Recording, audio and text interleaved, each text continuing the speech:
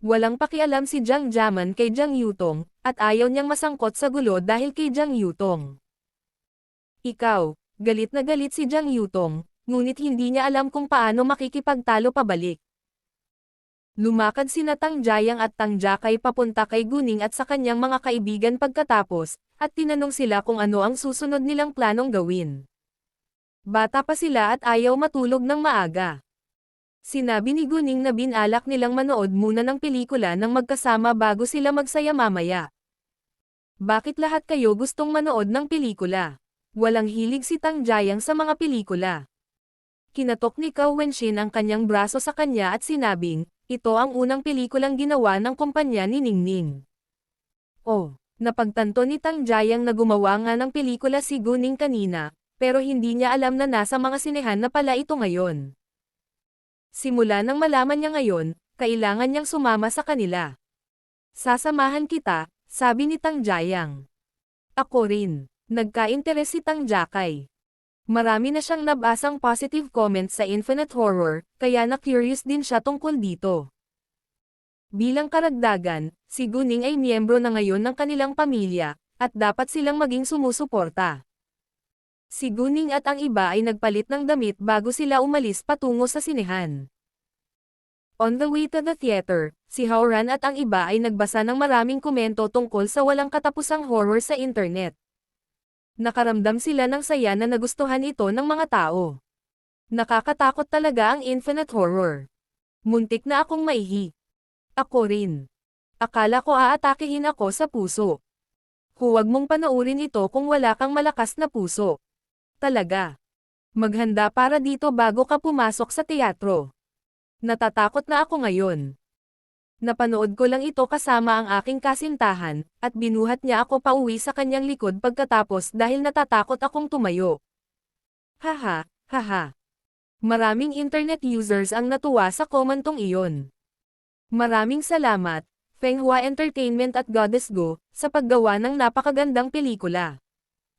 I went to watch it with a girl na matagal ko nang hinahangaan mula sa malayo. Natakot siya ng sobra at niyakap niya ako. Boyfriend and girlfriend na kami. LOL. Ito ay isa pang nakakatuwang komento. Congratulations. Gusto kong magkaroon ng kasintahan sa parehong paraan, ngunit iniisip ko kung ang babae ay ihahagis din ang kanyang sarili sa aking mga bisig.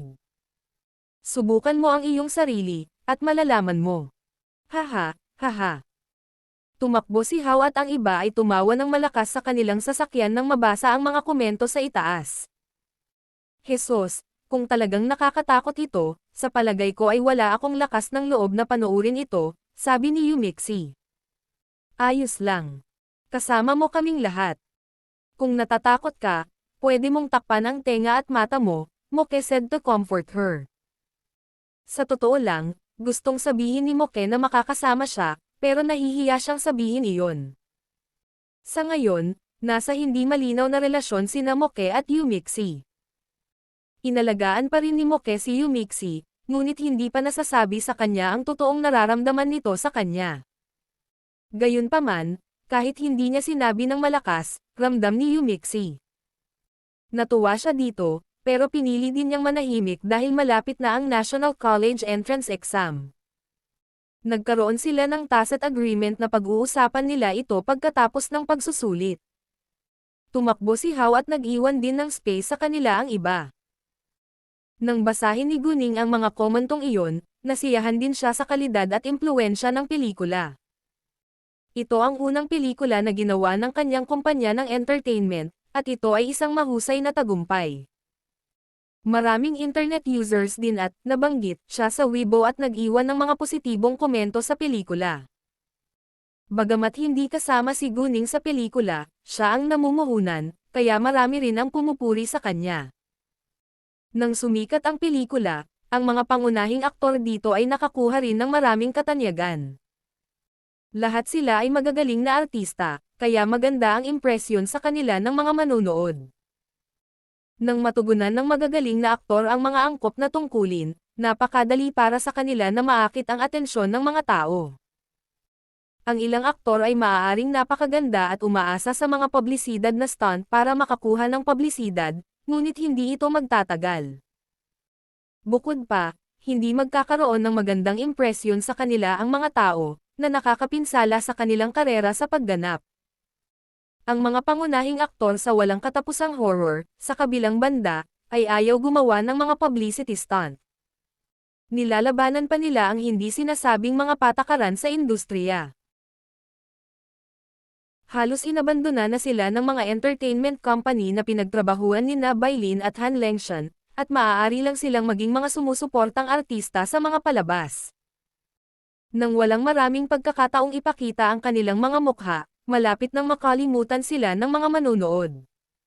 Gayunpaman, sa sandaling naging tanyag ang walang katapusang katatakutan, si Bailin at Han Lengshan ay parehong nanalo ng katanyagan, at ang kanilang mga ahente ay hindi nang ahas na huwag silang pansinin muli. Lahat ng ahente ay nakaranas sa industriyang ito. Bagamat hindi sapat ang isang pelikula para gumawa ng mga artistang Bailin at Han Lengshan, mayroon pa rin silang magandang kinabukasan. Hanggat maaari nilang patuloy na makuha ang atensyon ng mga tao, sineseryoso sila ng mga kumpanya ng entertainment na kanilang pinagtrabahuan. Si Sutong Noo ay may higit na katanyagan kaysa kay Bailin at Han Lengshan dahil naging tagapagsalita siya ng kagandahan at Jade Beauty alahas bago ang pelikula ay nasa mga sinehan. Nakatawag din ng maraming atensyon ang kanyang papel sa pelikula. Parehong naiinggit sina Bailin at Han Lengshan sa swerte ni Sutong Noo. Siya ay pinirmahan ng Guning, na siyang simula ng kanyang matagumpay na karera. Lahat ng mga taong nagtrabaho sa industriya ng entertainment ay nananakit upang makakuha ng katanyagan. Ngunit mayroon silang sariling mga hangganan at hindi nila ipagbibili ang kanilang mga katawan o kaluluwa para dito. Sa kasamaang palad, ito ay mas komplikado kaysa sa naisip nilang magtrabaho sa industriyang ito. Nang walang makapangyarihang koneksyon, kakaunti lamang ang maaaring sumikat sa pamamagitan ng pag-asa sa kanilang sarili. Ang Fenghua Entertainment ay isang magandang pagkakataon na hindi nila maaaring palampasin sa ngayon. Binalak nilang tapusin ang kasunduan nila sa mga entertainment company na pinagtatrabahuan nila ngayon bago sila pumasok sa kumpanya ni Guning. Naunawaan nila na ang Guning ay may mataas na pamantayan para sa mga artista, kaya't napag-usapan na nila ito ng maaga. Bagamat tinanong nila si Guning kung maaari silang sumali sa kanyang kumpanya sa paraang tila nagbibiro sila, sumang-ayon si Guning na may seryosong ekspresyon. Inaprubahan sila ni Guning. Si Luzon ang nagrekomenda sa kanila na umarte sa una niyang pelikula, at naisip niyang maganda ang ginawa nila. Dahil pareho silang magaling na artista, walang dahilan para tanggihan sila ni Guning. Tuwang-tuwa sina Bailin at Han Lengshan na handang pirmahan sila ni Guning, at nangako silang magsisikap. Ang kompetisyon ay sobrang matindi sa industriya ng entertainment pagkatapos ng lahat. Kung hindi sila nagsumikap para mapanatili ang atensyon ng mga tao sa kanila, malapit na silang mapalitan. Ang kasunduan ni Bailin sa entertainment company na pinagtatrabahuhan niya ngayon ay matatapos pagkatapos ng kalahating taon, habang si Han Lengshan ay kailangang maghintay ng isang buong taon. Bago matapos ang kanilang mga kasunduan, kailangan nilang gawin ang kanilang trabaho gaya ng dati. Ang kanilang mga ahente ay magiging responsable din para sa kanilang mga schedule. Bilang mga nangungunang papel sa mga pelikula, lahat sila ay nagtipon upang panoorin ito sa isang teatro kahapon, at sila ay lubos na nasisiyahan sa epekto nito. Maraming mga sinehan ang mas masikip kaysa karaniwan sa mga araw na ito, at karamihan sa mga tao ay dumating upang manood ng walang katapusang katatakutan. Lumalaki pa rin ang takilya ng walang katapusang katatakutan. Tila ito ang pinakasikat na pelikula sa panahong ito. Dahil sa walang katapusang katatakutan, mas kaunting tao ang nanood ng iba pang mga pelikula na nasa mga sinehan din ngayon, at lahat ng mga producer ng pelikula ay nainggit dito. Lalo na kapag nabasa nila ang hindi mabilang na mga positibong komento sa walang katapusang katatakutan, hindi sila makapaghintay na give-in ang mga ito. Dahil hindi kumikita ang kanilang mga pelikula sa ilalim ng impluwensya ng walang katapusang katatakutan, nakaisip sila ng paraan para baguhin ang sitwasyon. Hindi nagtagal, nag-viral sa internet ang mga artikulo tungkol sa pekeng takilya ng walang katapusang horror. Sa loob ng ilang minuto, nagdulot ito ng matinding sensasyon. Ang ilang mga tao ay naniniwala na ang box office ng walang katapusang katatakutan ay hindi totoo, habang ang ilan ay piniling maniwala na ito ay totoo. Mahirap sabihin kung totoo o hindi ang box office ng isang pelikula, dahil isa ito sa mga unspoken rules sa industriya na kailangan ng isang bagong pelikula ng malaking box office sa premiere nito. Isang bagong pelikula ang nangangailangan ng atensyon at kailangan din ng madla ng gabay. Kung napansin ng mga tao ang malaking box office ng isang bagong pelikula, maaaring interesado sila dito at bumili ng tiket para dito. Kung minsan, ang isang bagong pelikula ay maaaring maging napakahusay ngunit walang gaanong mga tao na bumili ng mga tiket upang mapanood ito sa mga sinehan dahil nabigo itong maakit ang atensyon ng mga tao. Hindi pangkaraniwan na ang isang bagong pelikula ay napakapangit at nilinlang ang mga tao na bumili ng mga tiket gamit ang pekeng box office nito. Ngunit magdadala din ito ng mga negatibong komento at pagpuna pagkatapos nito. Sa makatuwid, ito ay maliwanag na ang ilang mga tao ay naghihinala sa takilya ng walang katapusang katatakutan, dahil ang box office nito ay napakaganda upang maging totoo. Bukod pa rito, patuloy pa rin ang pagtaas ng box office nito. Lahat ng nakapanood ng Infinite Horror ay sumang-ayon na ito ay isang mahusay na pelikula, kaya naisip nila na ang box office nito ay dapat na totoo. Bukod pa rito, halos walang bakanteng upuan sa mga screening room kung saan nilalaro ang walang katapusang katatakutan. Maraming tao na nanood ng walang katapusang horror sa mga sinehan ang nagpost ng mga larawan ng kanilang mga tiket sa pelikula upang patunayan na totoo ang takilya nito. Sa tingin ko hindi ko peke ang box office nito, dahil ito ay talagang isang mahusay na pelikula. Pinuntahan ko ito kasama ng marami sa aking mga kaibigan, at nagustuhan namin ito. Ang karamihan sa mga gumagamit ng internet ay tumangging maniwala sa mga artikulong iyon na nagsasabing peke ang box office ng walang katapusang horror. Ito ay malinaw na ang kanilang mga tao ay paninirang puri sa walang katapusang katatakutan. Hindi lahat ay maniniwala sa mga artikulong iyon, ngunit ang ilan ay naniniwala pa rin. I think paninira lang. Sa pagkakaalam ko, sold out na ang film tickets of Infinite Horror nitong nakaraang 2 araw. Tama, ang walang katapusang horror ay isang magandang pelikula, at papanoorin ko itong muli. Ang walang katapusang katatakutan ay isang pelikulang nagkakahalaga ng paghihintay. Maraming kritiko ng pelikula ang nagbibigay din ng walang katapusang horror na magagandang review, at sinabing ito ang maaaring ang pinakamahusay na horror film hanggang ngayon. Na-curious ako sa editor ng Infinite Horror. May nakakaalam ba ng pangalan niya? Ako ay isang tagahanga ng walang katapusang horror din. Ako rin. Maraming mga sinehan ang ganap na okupado dahil sa walang katapusang katakutan nitong nakaraang 2 araw sa lungsod B.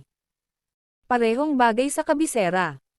Bagamat ang walang katapusang katatakutan ang tanging pinalabas sa mga sinehan mula kaninang umaga, marami pang ibang pelikula sa mga sinehan sa panahong ito. Mahirap baguhin ang schedule ng mga pelikula sa mga sinehan. Kaya ang mga tagahanga ng walang katapusang katatakutan ay kailangang maghintay kung naubos na ang mga tiket sa pelikula nitong 2 araw. Minsan, kung hindi pa sikat ang isang bagong pelikula, maaaring alisin ito ng mga sinehan sa schedule. Sana magkaroon ng mas maraming oras ng palabas. Panipi tuldok panipi. Sa pagharap sa napakaraming internet users defense of Infinite Horror, maraming tao na naghinala sa takilya nito ang na-curious. Sa pagkakataong iyon, parami ng parami ang bumibili ng mga tiket para sa pelikula, na lalong ikinainggit ng mga rumor mongers na iyon. Ang mga taong nagtrabaho sa industriya ng pelikula ay interesado rin sa walang katapusang katatakutan. Pagkatapos mapanood ito, humanga rin sila dito, at kailangang aminin na ito ay talagang mataas ang antas. Ang pag-edit at mga espesyal na epekto ng pelikula ay medyo kaakit-akit. Nagsimulang talakayin ng mga tao kung aling pangkat o taong may kasanayan ang namamahala sa pag-edit ng pelikula. Hindi pa nila narinig ang tungkol sa Moye, at naisip na hindi kapanipaniwala na nagawa niyang tapusin ang pag-edit ng mag-isa. Ano man ang mangyari, hindi sila nang ahas na Suron muli ang walang katapusang katatakutan, ngunit hindi nito napigilan ang kanilang pagseselos dito. Tsaka mas mataas pa ang tunay na takilya ng walang katapusang katatakutan kaysa pekeng takilya ng kanilang mga pelikula. Bigo silang makabenta ng maraming tiket sa pelikula para sa kanilang mga pelikula, kaya nahirapan silang gumawa ng pekeng takilya. Si Guning at ang iba ay magkasamang pumasok sa isang teatro, at madali silang nakakuha ng maraming atensyon mula sa mga tao sa kanilang paligid. Maraming tao sa lalong madaling panahon nakilala Guning. Wow, hindi ba siya Dyosagu? Talaga? Saan? Nako, ang ganda niya. Sa tingin ko mas maganda pa siya kaysa sa mga litrato niya. Hay, Dyosagu. Natuwa kaagad ang mga tao sa teatro, at inilabas ang kanilang mga telepono para mag-record. Parang isang celebrity ang nandito. Ito ay karaniwang pareho, dahil si Guning ay kasing sikat ng isang sikat na celebrity ngayon, at mayroon din siyang malaking bilang ng mga tapat na tagahanga. May gustong magpakuha ng litrato kasama si Guning, ngunit maraming tao sa paligid niya, kaya hindi siya naglakas loob na lumapit. Ngumiti si Guning sa kanila nang tawagin siya ng mga tao. Tingnan mo, ang gwapo ng lalaki sa side ni Goddess Gu.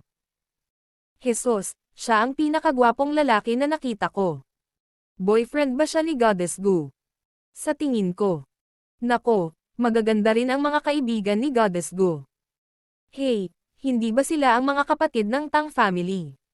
Anong Tang pamilya? Ang numero 1 super rich Tang family sa lungsod B. Ano? Sila ay dapat na napakayaman na tagapagmana. Eksaktong. Panipi gitnang tuldok gitnang tuldok gitnang tuldok gitnang tuldok gitnang tuldok gitnang tuldok panipi. Si Guning at ang iba ay pumasok sa VIP screening room mamaya. Nang wala na sila, maraming tao ang nag-post ng mga larawan nila sa internet. Ang VIP screening room ay hindi kasing laki ng mga karaniwang screening room, ngunit ito ay sapat na malaki para sa kanila. Nang magsimula ang pelikula, kumuha ng litrato si Guning at nagpadala ng post sa Weibo. Guning. Naging abala ang araw ngayon, at wala akong oras para panoorin ito hanggang ngayon. Nakalakip na larawan. Ang larawan ay nagpakita na siya ay nanunood ng walang katapusang katatakutan. Sa sandaling na ipadala na ang post, maraming tao ang nag-repost, nag-like at nag-iwan ng mga komento sa ilalim nito. Maraming tao ang nagtanong kay Guning kung saang teatro siya naruroon ngayon, at sinabi sa kanila ni Guning na siya ay nasa Fengshan Shopping Mall. Gayunpaman, sinabi ng mga nasa Fengshan Shopping Mall na hindi pa nagsimula ang Infinite Horror. Ilan ang nagtanong kay Guning kung saang screening room siya ngayon, ngunit inilihim ito ni Guning, na ikinadismaya ng kanyang mga tagahanga. Nalungkot ang kanyang mga tagahanga na hindi nila makilala si Guning sa totoong buhay, ngunit hindi iyon pinansin ni Guning. Ang mga kumuha naman ng mga larawan ng Guning sa teatro ay nakaramdam ng pagmamalaki at kasiyahan. Pinuri nilang lahat ang kagandahan ni Guning at ang namumukod tanging hitsura ng kanyang mga kaibigan. Ibinaba ni Guning ang kanyang telepono, at tumutok sa pelikula. Sa sandaling nagsimula ang pelikula, ang screening room ay natatakpan ng nakakatakot na kapaligiran. Jesus, hindi ako makahinga, biglang sabi ni Jiang Zesheng, ngunit ang lahat ng mga kaibigan niya ay napalingon sa kanya dahil kasisimula pa lang ng pelikula. Bagamat pareho sila ng damdamin, wala ni isa sa kanila ang nagsabi nito ng malakas. Medyo naagrabyado si Jiang Zesheng. Hindi talaga siya fan ng horror films. Gayunpaman, naintindihan niya na hindi niya dapat sabihin iyon sa ngayon, kaya tinakpan niya ang kanyang bibig. Makalipas ang ilang minuto, karamihan sa kanila ay nakaramdam ng takot, ngunit wala ni isa sa kanila ang nang-ahas umamin. Bagamat isa itong horror film, hindi ito nakakatakot mula sa unang segundo hanggang sa huling segundo.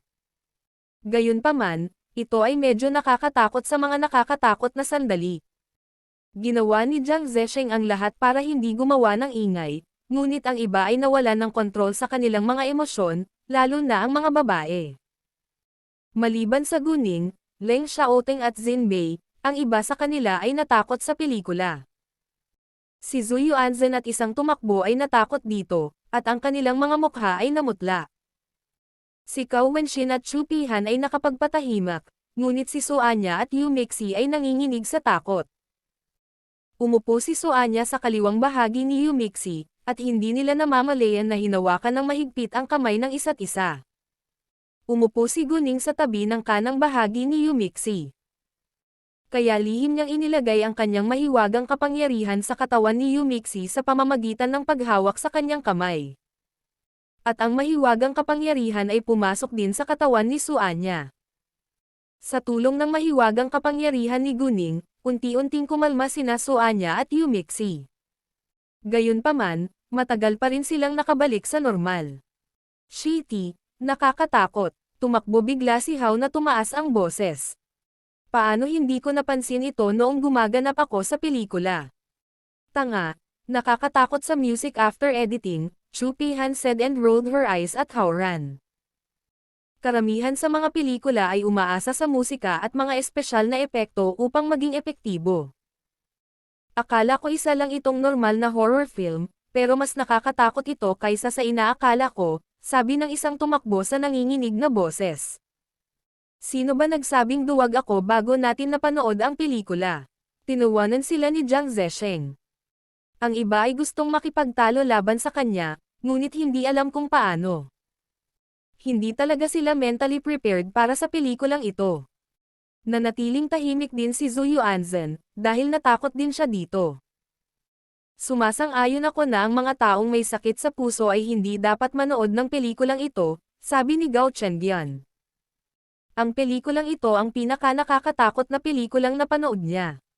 Ningning, ang galing talaga ng post-production team ng kumpanya mo. Sa palagay ko kahit ang pangkat ng kumpanya ng aming pamilya ay hindi maaaring maging husay sa iyo, sabi ni Tang Jiayang. Ang post-production team ng entertainment company ng Tang family ay nasiyahan din sa mahusay na sinabi sa buong mundo, ngunit hindi inakala ni Tang Jiayang na sila ay kasing husay ng team ni Guning. Kung kinuha ni Guning ang post-production ng entertainment company ng Tang family para tulungan siya, hindi magiging ganito kaakit-akit ang pelikulang ito. Ang pamilyang Tang ay hindi masyadong nakatutok sa entertainment industry, kaya ang entertainment company nito ay hindi ang pinakamahusay sa industriya. Ang pamilyang Tang ay kasangkot sa maraming industriya, ngunit hindi ito ang puwersang-puwersa sa bawat industriya. Ito ay pangunahing pinag-uusapan sa real estate, mga hotel at shopping mall. Hindi ito ginawa ng isang club, ngunit isang tao, sabi ni Guning. Ano? Tao. Nang marinig iyon, nagulat ang lahat. Ito ay isang masalimuot na proyekto upang maayos na mag-edit ng isang pelikula. Karaniwan, isang pangkat ng isang dosenang tao ang kailangang makipagtulungan sa isa't isa para matapos ito. Halos perpekto ang post-production ng Infinite Horror, kaya napakahirap para sa kanila na paniwalaan na kakayanin ito ng isang solong tao. Oo, sabi ni Guning na may katiyakan. Siguradong henyo siya, sabi ng mga kaibigan niya. Ka-curious man sila, hindi sasabihin sa kanila ni Guning ang higit pang mga detalye tungkol sa tao. Saan tayo susunod na pupunta? Tanong ni Cao Wenxin. Saan mo gustong pumunta? Tanong ni Guning kay Hao Ran at sa iba pa. Bakit hindi ka magdesisyon? Sabi ni Hao Ran. Bueno, maaari tayong pumunta sa isang bar, clubhouse o umarkila ng bangka para magsaya ngayong gabi, sabi ni Tang Jakay. Pagkarinig ng mga salitang pleasure boat, biglang sumilay ang isang larawan sa mga mata ni Guning. Nakita niya ang isang batang babae na naglalakad papunta sa banyo ng isang pleasure boat na walang masyadong tao. Ngunit sinundan siya ng isang medyo may edad na lalaki at biglang tinakpan ang kanyang bibig. Nang walang pag-iisip, alam na ni Guning ang susunod na mangyayari, dahil nakilala niya ang nasa katanghaliang gulang na lalaki. Miyembro siya ng masamang gawain. Bigla siyang tumayo na ikinagulat ng ibang tao sa paligid niya. Ningning, anong meron? Tanong ni Leng Xiaoteng sa kanya.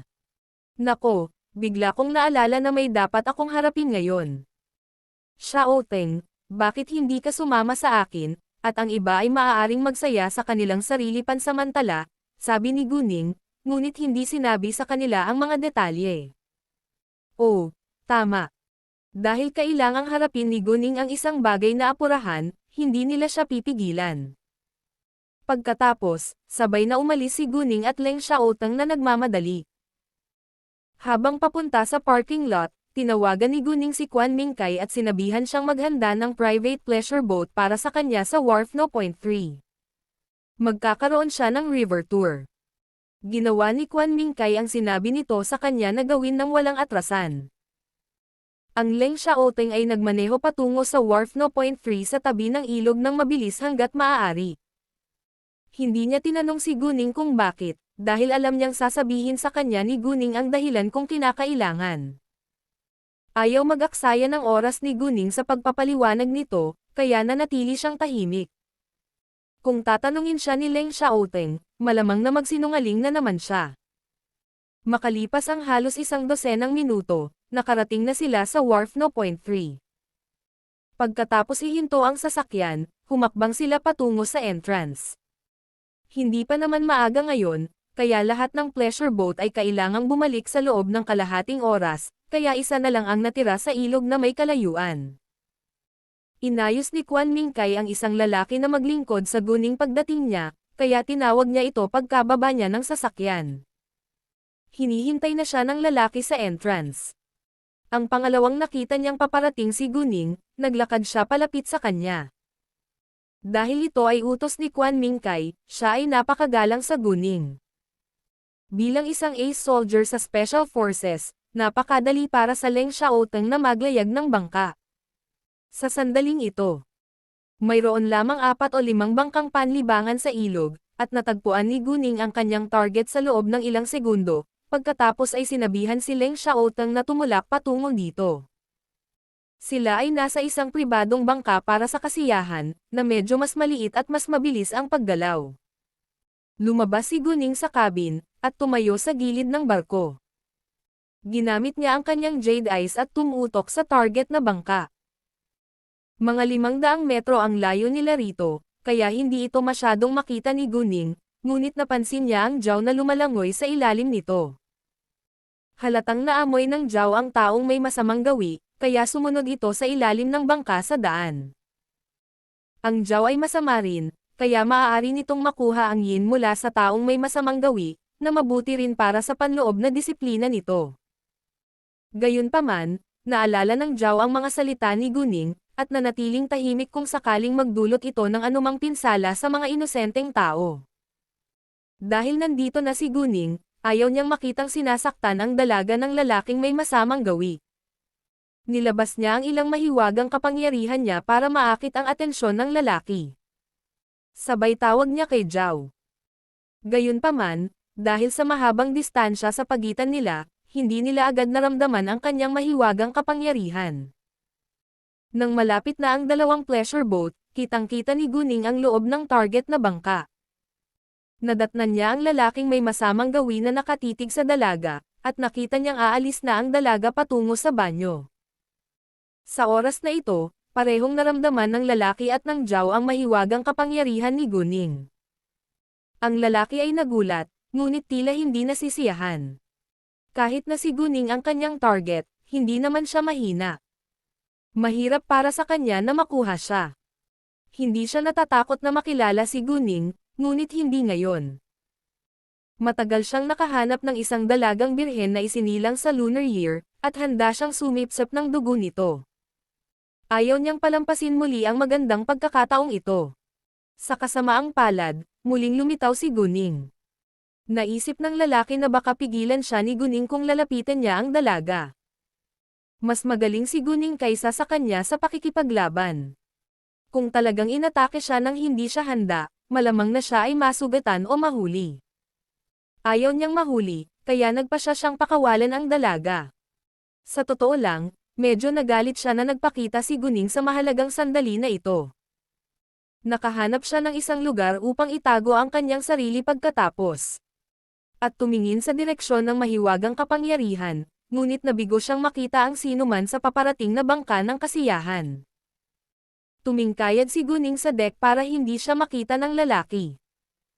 Tumingkayad siya dahil lumangoy ang Zhao kasunod ng mahiwagang kapangyarihan. Isa itong private pleasure boat, kaya hindi malayo ang gilid sa ibabaw ng tubig.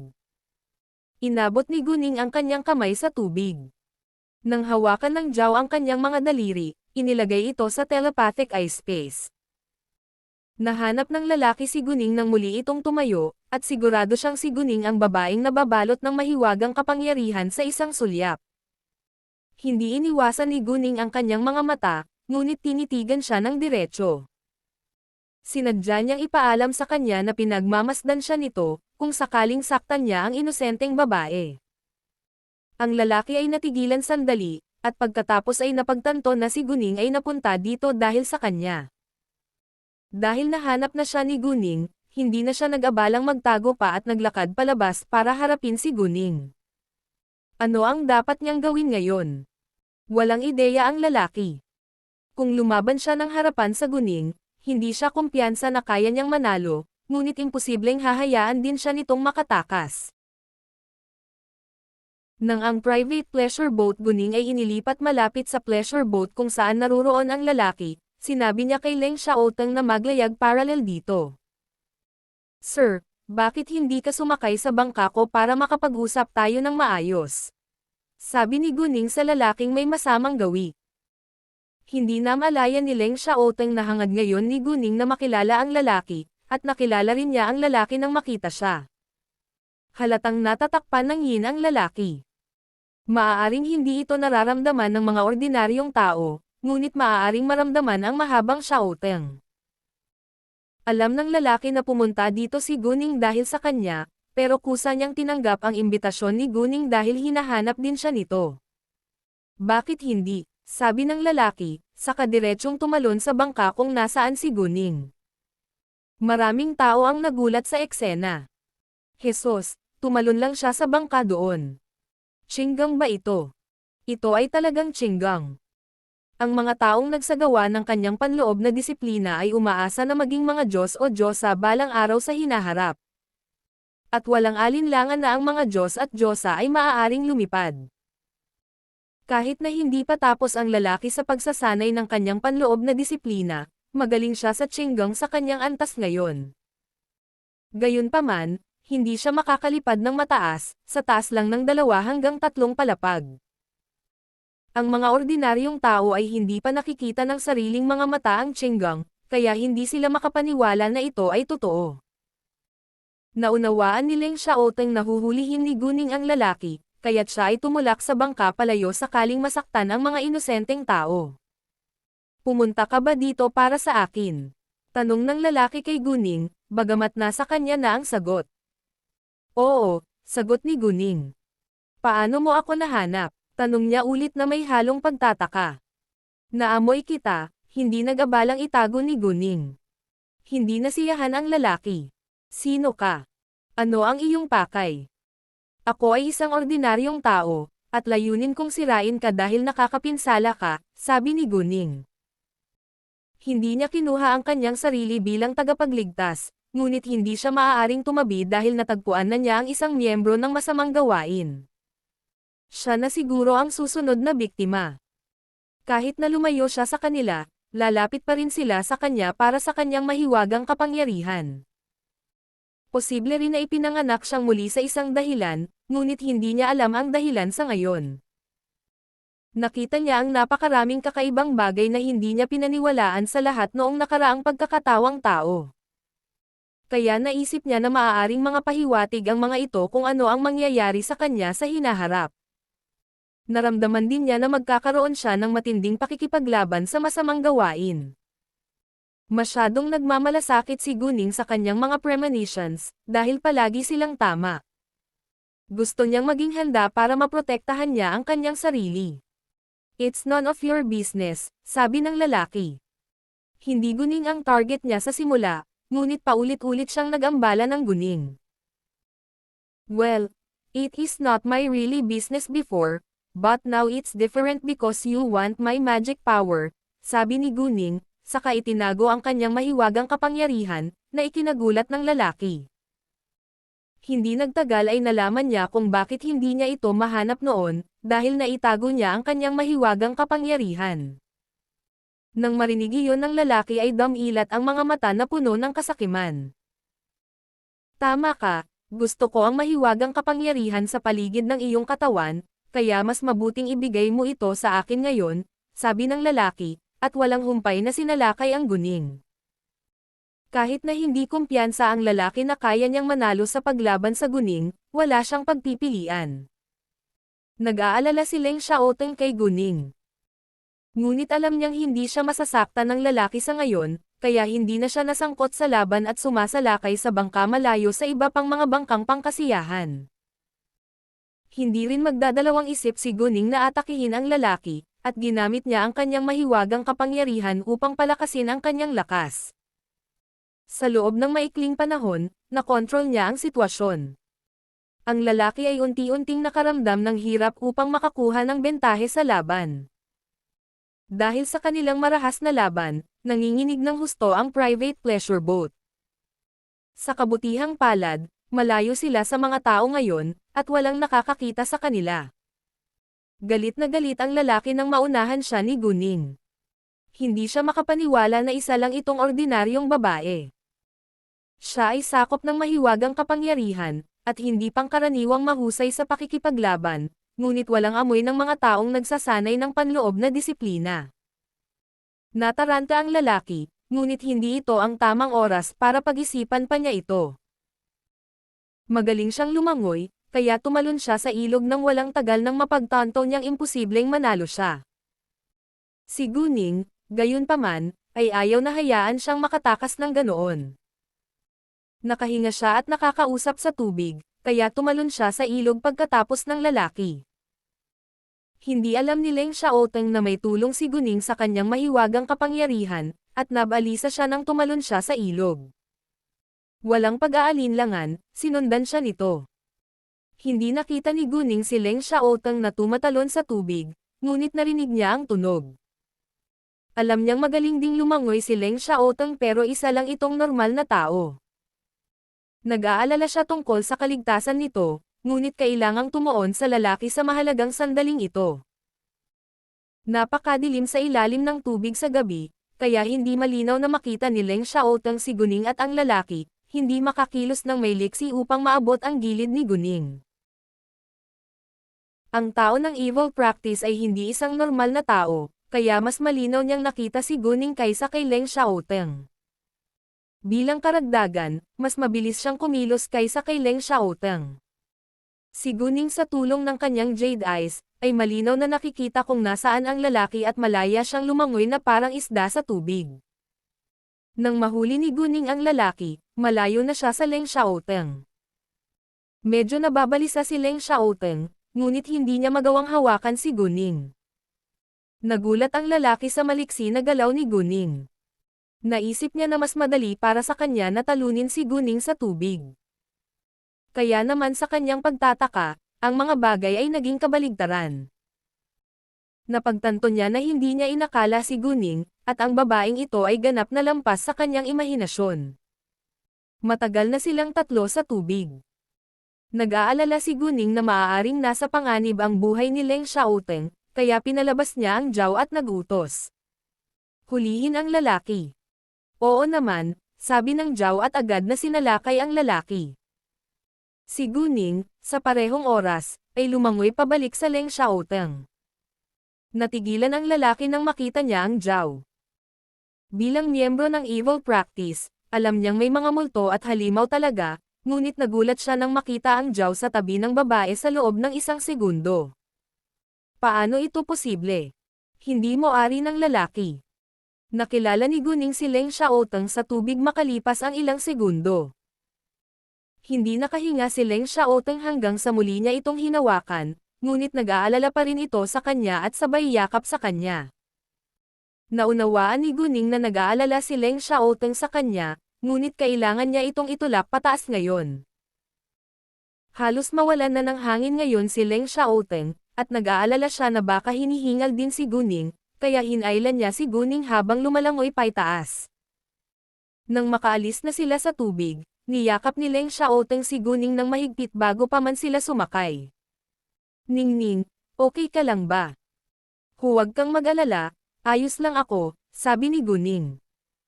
Talaga, tanong muli ni Leng Xiaoteng sa kanya na may pag-aalala. Relax, okay lang ako, nakangiting sabi ni Guning. Magaling, magaling. Medyo kinakabahan si Leng Xiaoteng. Ang Zhao ay nakikipaglaban sa lalaki sa tubig, kaya patuloy silang gumawa ng marahas na alon, na nagtulak kay Leng Xiaoteng at Guning na metro palayo. Kung magpapatuloy ito, maaari silang magdulot ng pinsala sa ibang mga inosenteng tao. Ang problema ay ang Zhao ay sobrang mapanira, at ito ay nakapagdulot ng tsunami kung gagamitin nito ang lahat ng puwersa nito. Kaya naman, kinailangan ni Guning na tanggalin si Leng Xiaoteng ngayon din. Xiaoteng, mangyaring magtiwala sa akin at bumalik sa bangka ngayon din. Kailangan kong hawakan ito ng maayos, o baka hindi mapigilan. Sasama ako sa iyo, sabi ni Leng Xiaoteng. Hindi, Xiaoteng, may isang bagay na hindi ko masasabi sa iyo ngayon, ngunit ipinapangako kong magiging maayos ako. Inaliw ni Guning si Leng Xiaoteng. Kahit na ayaw siyang iwan ni Leng Xiaoteng, kailangan niyang sumang-ayon dito. Hinalikan niya ito at sinabing, mag-ingat ka. I will, sabi ni Guning, pagkatapos ay lamusong muli sa tubig. Diretso siyang lumangoy papunta sa lalaki at sa Zhao, habang nakikinig sa kanya si Leng Xiaoteng at bumalik sa pleasure boat. Sa katunayan, hindi na kailangang mag-alala si Guning, dahil ang lalaki ay nasa ika-4 na antas lamang ng kanyang panloob na disiplina. Ang ika-4 na antas ay kabilang sa gitnang ranggo ng panloob na disiplina ng isang tao. Ang mga antas ng panloob na disiplina ay maaaring hatiin sa 4 na ranggo, at ang bawat ranggo ay binubuo ng 3 antas. Mayroong 12 antas sa lahat. Ang una sa ikatlong antas ay junior rank, ang ika-4 hanggang ika-6 na antas ay nasa gitnang ranggo, ang ika-7 hanggang ika-9 na antas ay senior rank. At ang ika-10 hanggang ika-12 antas ay ang pinakamataas na ranggo. Kung maabot ng isa ang ika-12 antas, maaari siyang maging Diyos o Diyosa. Gayunpaman, napakahirap gawin iyon sa panahong ito, dahil ang mahiwagang kapangyarihan ay napakabihirang. Binasa ni Guning ang impormasyon sa itaas mula sa internet, at hindi siya sigurado kung tama ito. Sa makatuwid, kailangan niyang malaman ang higit pang mga detalye tungkol dito sa totoong buhay. Ang mga taong nagsasanay sa kanilang panloob na disiplina ay ganap na naiiba sa mga normal na tao, at madali nilang matalo ang isang normal na tao sa isang labanan. Hindi sila umasa sa pisikal na lakas kung tutuusin. Dahil nasa ika-4 na antas pa lang ang lalaki, hindi niya kayang talunin si Guning, lalo na ang Zhao. Kahit si Guning ay hindi kumpiyansa na makokontrol niya ang Zhao nang wala ang kanyang Jade Eyes. Dahil doon, inikat ng Zhao ang katawan nito sa loob ng ilang minuto. Kahit na ang Zhao ay sakam sa panloob na disiplina ng lalaki, hindi ito nang ahas na lumunin siya bago magutos si Guning. Ang lalaki ay talagang napakahusay sa paglangoy, dahil hindi siya naapektuhan matapos manatili sa tubig ng mahigit 10 minuto. Ang mga miyembro ng Evil Practice ay patuloy na sumisipsip ng anumang mahiwagang kapangyarihan o yin na makikita nila. Sa tulong ni Yin, nagawa ng lalaki na manatili sa tubig ng halos kalahating oras. Ma'am, ano ang gusto mong gawin ko sa susunod? Tanong ng Zhao kay Guning nang makalapit siya. Kailangan ko siyang ibalik para magtanong sa kanya ng isang bagay, sabi ni Guning. Oh, medyo nadismaya si Zhao, ngunit hindi nagtagal ay nakalimutan ito. Kahit na ang panloob na disiplina ng lalaki ay hindi masama, ang mahiwagang kapangyarihan ni Guning ay mas mahusay. Dahil ang lalaki ay kapaki-pakinabang para kay Guning, hindi siya nito nakawin. Nang makita ng lalaki si Guning na kausap ang Zhao, nagulat siya. Alam niya na hindi maaaring maging normal na tao si Guning, ngunit nabigla pa rin siya sa hindi kapani-paniwalang kakayahan nito. Hindi lamang siya malayang nakagalaw sa tubig, ngunit nakakausap din niya ang mga hayop. Nag-isip sandali si Guning, pagkatapos ay idinagdag, maaari mong makuha ang kalahati ng kanyang panloob na disiplina kung sakaling makatakas siya. Naunawaan ni Guning na kailangan ng Zhao ang panloob na disiplina ng lalaki upang mapabuti ang sarili nito, at ayaw din niyang patayin ang lalaki mismo. Marami na siyang napatay na tao noon, ngunit hindi ito magandang gawin. Kung nasisipsip ng Zhao ang kalahati ng panloob na disiplina ng lalaki, magiging mas madali para kay Guning na kontrolin siya. Salamat. Nagliwanag ang mga mata ng Zhao at sinimulang gawin ito nang walang pagkaantala. Ang lalaki, gayunpaman, ay natakot, ngunit hindi niya magawang magpumiglas. Hindi nagtagal, natanggap ng Zhao ang kalahati ng panloob na disiplina ng lalaki, at ang lalaki ay naging mahina sa isang iglap. Sa oras na ito, naglabas si Guning ng isang lubid at itinali ang lalaki. Ibinalik niya ang Zhao sa telepathic eye space at hinayla ang lalaki sa ibabaw ng tubig. Ang lalaki ay hindi makapagsalita hanggang sa sila ay nasa labas ng tubig. Alam ko kung ano ang gusto mong malaman, pero wala akong sasabihin sa iyo. I dare you to kill me. Naunawaan ng lalaki na nilalayo ni Guning na sirain ang evil practice, kaya imposibleng palayain siya nito kahit na sabihin nito sa kanya ang gusto niyang malaman. Hindi nag-abalang makipagtalo si Guning sa lalaki ngayon, dahil kailangan niyang sumakay sa bangka sa lalong madaling panahon. Nakatuon si Leng Xiaoteng sa ibabaw ng tubig sa buong panahon. Nang magpakita si Guning, nilayag niya ang bangka, at huminto sa tabi niya. Ning-ning. Inabot ni Leng Xiaoteng ang kanyang kamay at hinayla siya pataas kasama ang lalaki. Wala siyang oras para bigyang pansin ang lalaki, ngunit agad na tiningnan ang katawan ni Guning. Ning-ning, okay ka lang ba? Ayos lang ako, ngumiti si Guning sa kanya. Walang nakitang pinsala si Leng Xiaoteng sa katawan ni Guning, at nagpakawala ng malalim na hininga. Sa sumunod na segundo, bumagsak ang paningin niya sa lalaki na puno ng puot ang mga mata. Kung hindi dahil sa lalaki, hindi na magtatagal si Guning sa malamig na tubig. Natakot ang lalaki sa masamang tingin ni Leng Xiaoteng. May naramdaman siyang pamilyar sa katawan ni Leng Xiaoteng, ngunit hindi niya ito maalala ngayon. Naniniwala na siya na hindi rin maaaring maging normal na tao si Leng Xiaoteng. Ning-ning, anong gagawin mo sa kanya? Tanong ni Leng Xiaoteng kay Guning. Hindi nila maaaring payagan ang gobyerno na pangasiwaan ito, dahil maaaring magdulot ito ng hindi direktang alarma. Matatakot din ang mga karaniwang mamamayan kung mapupunta sa ibang bansa ang balitang ito.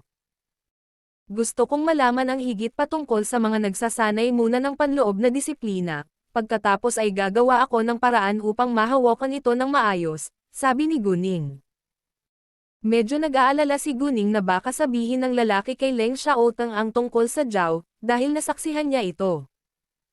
Kung talagang sinabi niya ito ng malakas, sasabihin ni Guning kay Leng Xiaoteng kung paano niya nakuha ang Zhao noon. N-Heart V Epsilon Pound N. Kung saan ang bawat salita ay nagbubunga ng pagtataka. Si Leng Xiaoteng ay palaging gumagalang sa mga desisyon ni Guning, kaya hindi na siya nagtanong pa. Maaari kitang tulungan dito, at maaari kang maligo ngayon, kung sakaling nilalamig ka, sabi ni Leng Xiaoteng. Ayos lang ako, at malakas pa rin ako sa katawan. Kailangan kong lutisin ang problemang ito ngayon, sabi ni Guning. Ayaw niyang maantala ito. Sige, bagamat nag-aalala si Leng Xiaoteng kay Guning, hindi niya ito pipigilan na gawin ang gusto niya. Siya ay talagang isang mahusay na kasintahan na iginagalang ang kanyang kasintahan at nakikinig sa kanya. Ang ilang mga lalaki ay hindi lamang hinihiling na gawin ng kanilang mga kasintahan ang gusto nilang hindi nagpapakita ng anumang paggalang. Walang kwenta. Wala akong sasabihin sa iyo, malakas na sabi ng lalaki. Siya ay tiyak na mapapahamak sa kamatayan. Talaga. Paano kung patuloy kitang pahirapan pero hindi kita papatayin? Pinandilatan siya ni Guning. Ikaw, galit na galit ang lalaki. Walang sino man ang handang dumanas ng walang katapusang pagpapahirap ng walang kamatayan. Gayunpaman, nag-aatubili pa rin ang lalaki na sumuko. Sinasabi mo ba sa akin o hindi? Tanong ni Guning sa malamig na tono. Nanatiling tahimik ang lalaki. Nagsusugal siya na papatayin siya ni Guning bago niya makuha ang gusto niya. Hayaan mo akong maging tapat sa iyo. Hindi ako matiyagang tao. Kung tumanggi kang sabihin sa akin, gagawa ako ng ibang paraan. Alam mo na ang mga miyembro ng evil practice ay nagsusumikap na makuha kung ano ang mayroon ako, sabi ni Guning. Dahil nag-aatubili ang lalaki na sabihin kay Guning ang gusto niyang marinig, ayaw ni Guning na mag-aksaya pa ng oras sa kanya. Hanggat may iba pang miyembro ng evil practice, marami siyang oras para akitin sila. Ang mahiwagang kapangyarihan sa paligid ng kanyang katawan ay isang bagay na pinakagusto ng mga miyembro ng evil practice. Nagulat si Leng Xiaoteng at ang lalaki nang sabihin iyon ni Guning. Nag-aalala si Leng Xiaoteng sa kanyang kaligtasan. Gayunman, napagtanto ng lalaki na maaaring nasa panganib ang kanyang buhay ngayon. Totoong nasa kanya ang gusto ng mga miyembro ng evil practice, at hahanapin nila siya maaga o huli. Sa pag-iisip niyan, isang ideya ang bumungad sa lalaki. Mamatay man siya, hindi siya mamamatay mag-isa. Sa katunayan, ang mga taong nagsasanay ng kanilang panloob na disiplina ay pawang mga kakompetensya sa mata ng bawat isa. Nagkaroon din ng sama ng loob sa kanila. Ang tao mismo ay may malaking kaaway, at silang dalawa ay kumilos laban sa isa't isa sa loob ng mahigit 100 taon, ngunit ni isa sa kanila ay hindi makatalo sa isa. Dahil nahuli siya ni Guning, hindi magiging mahirap para sa kanya na mahuli ang kanyang kaaway. Sa makatuwid, maaari niyang samantalahin ang pagkakataong ito upang sirain ang kanyang pangunahing kaaway. Fine, masasabi ko sa iyo kung ano ang gusto mong malaman, sabi niya. Talagang hindi naniniwala si Guning na sasabihin niya sa kanya ang totoo, ngunit handa siyang marinig ang ilan. Ilang tao ngayon ang nagsasanay ng kanilang panloob na disiplina sa mundong ito? Tanong niya. Hindi marami, pero hindi rin iilan. Mga daan-daang sa tingin ko, ngunit karamihan sa kanila ay nasa mababang antas, sabi ng lalaki. Nasaan na sila ngayon? Tanong ni Guning. Naninirahan sila sa kanilang sariling mga lugar, at lumayo sa mga normal na tao. Ang parallel space kung nasaan sila ay kasing laki ng isang village.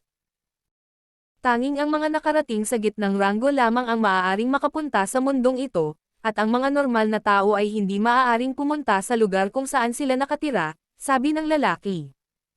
Nabasa na ito ni Guning dati sa isang nobela. Bagamat hindi siya sigurado kung totoo ang sinabi ng lalaki, napaka-posibleng maging totoo. Hindi makapaniwala si Leng Xiaoteng sa kanyang narinig, ngunit hindi nagtagal ay tinanggap niya ito. Dahil talagang umiral ang mga miyembro ng evil practice, dapat mayroong lugar kung saan sila nakatira. Nagpatuloy ang lalaki, ang mga nagsasagawa ng kanilang panloob na disiplina ay bihirang lumipat sa mundong ito. Kahit na pumunta sila dito, mas gusto nilang manatili sa ilang mga bundok, dahil maaari silang makahanap ng mahiwagang kapangyarihan doon. Nabalitaan ko na may isa pang lalaking miyembro ng evil practice sa kabundukan ng Burma. Maraming treasure hunters daw ang napatay doon kaya napuno ng yin ang lugar. Dahil naamoy mo ako, madali mo siyang mahanap. Nang marinig iyon, naunawaan ni Guning na sinusubukan siyang gamitin ng lalaki para sirain ang kanyang kaaway. Wala siyang pakialam, dahil matutulungan siya ng Zhao. Nag-aalala lang siya na basta-basta lang nasagot ng lalaki sa kanya. Ang public jade bid sa Burma ay magsisimula sa kalahating buwan, kaya siya ay pupunta sa Burma gaya ng nakaplano. Ningning, kung talagang pupunta ka doon, sasama ako sa iyo, sabi ni Leng Xiaoteng. Alam niyang hindi na niya mababago ang isip nito, pero kahit papaano ay makakasama niya ito para protektahan siya. Magkakaroon ng public jade bid na gaganapin sa Burma mga kalahating buwan mamaya. Dadalo pa rin ako. Kung libre ka sa oras na iyon, maaari kang sumama sa akin, ngunit kung magiging abala ka sa iyong trabaho, hindi mo na kailangang sumama sa akin, sabi ni Guning. Okay, sabi ni Leng Xiaoteng. Naunawaan niya na ayaw ni Guning na makagambala sa kanyang trabaho. Great, alis na tayo, sabi ni Guning. Alam ni Leng Xiaoteng na parurusahan ni Guning ang lalaki. Kahit anong gawin niya sa lalaki, hindi siya makikialam. Ang lalaki ay isang masamang tao, at si Leng Xiaoteng ay walang simpatiya sa kanya. Mag-ingat, sabi ni Leng Xiaoteng kay Guning, pagkatapos ay tumulak sa bangka. Direktang itinapon ni Guning ang lalaki sa ilog, at pinalabas ang Zhao upang lumunin siya. Nang makabalik siya sa tabi ni Leng Xiaoteng, sinabi niya, itinapon ko lang siya sa ilog. Nang marinig iyon, tumanggaw si Leng Xiaoteng, ngunit walang sinabi.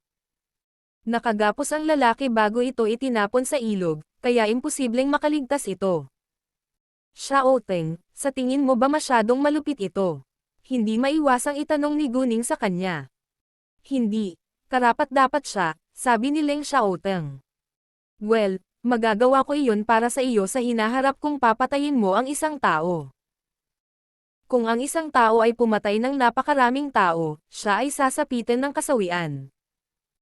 Kahit na ito ay isang pamahiin, umaasa pa rin si Leng Xiaoteng na magagawa niya ito para kay Guning. Ngumiti si Guning, ngunit walang sinabi. Halatang naaantig siya dahil naiintindihan niya na ginagawa ni Leng Xiaoteng ang lahat para protektahan siya, ngunit ayaw din niyang hayaan itong magdusa para sa kanya. Ningning, patuyuan mo ang iyong buhok at damit ngayon, kung sakaling malaman ng ibang tao, sabi ni Leng Xiaoteng. Oo naman, sabi ni Guning, pagkatapos ay kinuha ang hairdryer. Sila ay nasa isang pribadong bangka para sa kasiyahan, at ito ay may katulad na ayos ng kanilang tahanan na puno ng mga pang-araw-araw na pangangailangan. Sa totoo lang, may mga tuyong damit sa telepathic eye space ni Guning, ngunit hindi niya ito mailabas sa harap mismo ni Leng Xiaoteng. Sa kabutihang palad, ito ay mas mainit ngayon, at si Guning ay nakasuot lamang ng manipis na piraso ng damit, kaya madali para sa kanya na matuyo ito.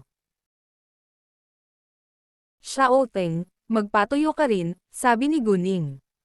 Oo naman, maaari kang maglayag sa bangka. Hinayaan ni Leng Xiaoteng si Guning na manguna. Hindi nagtagal, pinatuyo ni Leng Xiaoteng ang sarili niyang damit. Bago bumalik sina Guning at Leng Xiaoteng sa baybayin, bumalik ang Zhao, kaya ibinalik ito ni Guning sa telepatikong eye space nang hindi siya pinapansin ni Leng Xiaoteng.